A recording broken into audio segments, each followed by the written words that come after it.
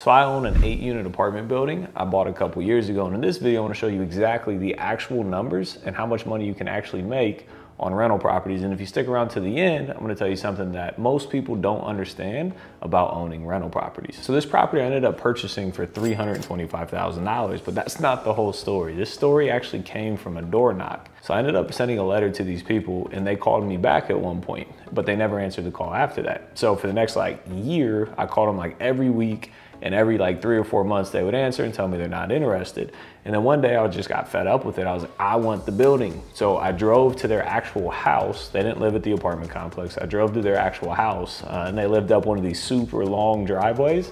So it wasn't just pulling up to the street and walking up, 20 feet, knocking on the door. I had to drive down this driveway, which they obviously knew I was coming at that point. And went up, knocked on the door, had an amazing conversation with them. And the thing about this is they originally agreed to 275 grand. I thought, this is a smoking deal. And then a couple of days later, they're like, 300. A couple of days later, they're like, 325,000. I was like, guys, we have this agreement at 275. They're like, well, you can either buy it at 325 or we're not selling. At that moment, I had to see the long-term vision, right? I didn't get any security deposit credits. I didn't get any lease credits. I didn't get any rent credits. I didn't get any of those things. So this is the amazing deal that was turning into maybe a not so amazing deal because they just kept throwing things at me. And I could have played hardball and maybe sued them for specific performance, but that would have taken years. So at the end of the day, we ended up going through and purchasing the property for $325,000. When we bought this property, the 8 units, there was 1 vacant, $0. 2 vacant, $0, 3 $400, 4 $375, 5 $400, 6 $425, 7 $450, 8 $350. So this is totaling only $2,400 a month of income. They were barely making any money on this property. So think about this. They were paying about $400-ish a month in property taxes. They were paying about $200 a month in insurance. And then assuming they had almost no repairs, let's call it another $200 a month. So $2,400 net income, or gross income, minus those expenses, they were only making $1,600 a month on an 8-unit apartment building that they owed $0 on. So what did I do? I tried to actually get them to seller finance this deal, because you got to think, if I'm going to buy it with cash using other people's money, a private money lender, I'm paying the private money lender interest. So I've figured hey, let me pay you interest instead of having to borrow from somebody else. So what would that look like? $325,000 at 10% would be $32,500 a year in interest income that I would pay to them. So every month would be $2,708. They would have made more money just being the lender on this deal than actually owning the asset. But at the end of the day, they didn't bite. They wanted their cash and they wanted to move on. Now this property needed a full renovation. So we went in there, put hundreds of thousands of dollars into the rehab of the property, stabilized the asset, new kitchens, new bathrooms, new HVAC, all these things to make it look nice. And finally got it stabilized and refinanced with a bank. And then when we went to rent these properties out, what I learned is that 1-bedroom properties in this area weren't necessarily the best fit. So we had a little bit of trouble leasing it. We don't have any more issues today, but for whatever reason, the period that we were in, they took a lot longer to lease up than what we hoped for. But at the end of the day, what really matters is you being able to see the real numbers on how this entire deal came together. So I'm gonna jump here to my computer to show you the exact spreadsheet and how I analyze deals top to bottom and what the numbers look like today. So if you look at these numbers, this is exactly how I analyze these deals. So we bought it for $325,000. We put about 200 grand into this property. So we were all in for $525,000. Now we borrowed all that money from a private money lender at 10%. And it took us about 9 months to buy, renovate, and refinance this property. So all in, we were all in for about $573,000. Now this property ended up appraising for $770,000. So if we take a 75% loan to value, the bank gave us back $577,000. We're all in for $573,000. So again, we bought this, we now own this asset and we have none of our money into it. We actually got roughly $3,600 back in our pocket, tax-free. So that's the beautiful thing about the BRRRR method: buy, renovate, rent, refinance, and repeat. Getting assets, quote unquote, for free because you're not using any of your money. The second part though is making sure that the asset actually cash flows. So if you look at this, this was, a year plus ago, we got a 4% interest rate. Now it's 6.5%, 25-year amortization. So our monthly principal and interest payment is $3,000 a month. Our taxes is $425 a month. Our yearly insurance is about $200 a month, and our property management is almost $600 a month, totaling $4,400 a month in expenses.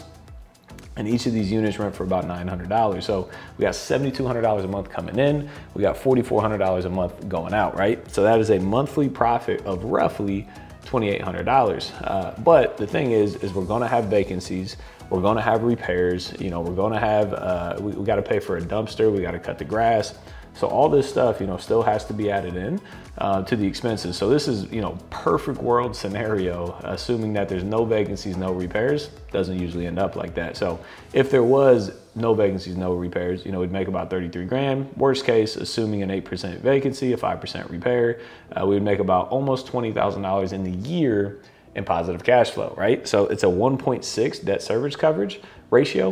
We look for a minimum of a 1.2. The higher, the better, which means it cash flows more money. So to us, this was a great deal, very happy with it. But the thing that most people don't understand is it's not just making that roughly $20,000 a year in monthly residual cash flow. The big thing that most people don't understand is what happens to that asset. So if you look at amortization, let's go 10 years, right? So well, let's look at 5 years. So every month I'm making that monthly mortgage payment, right?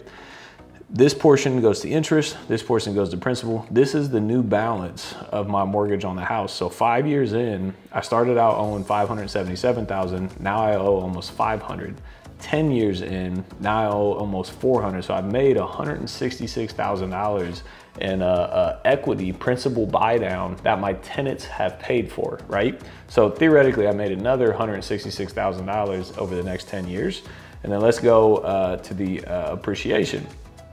5 years later, that, you know, $770,000 property 5 years later is now worth $850,000. So I made 80 grand in appreciation. 10 years is worth $938,000. I made another $168,000 in interest. So if you look at this whole thing, in 10 years, you'll make $168,000 in appreciation. You'll have $166,000 less owed on the property.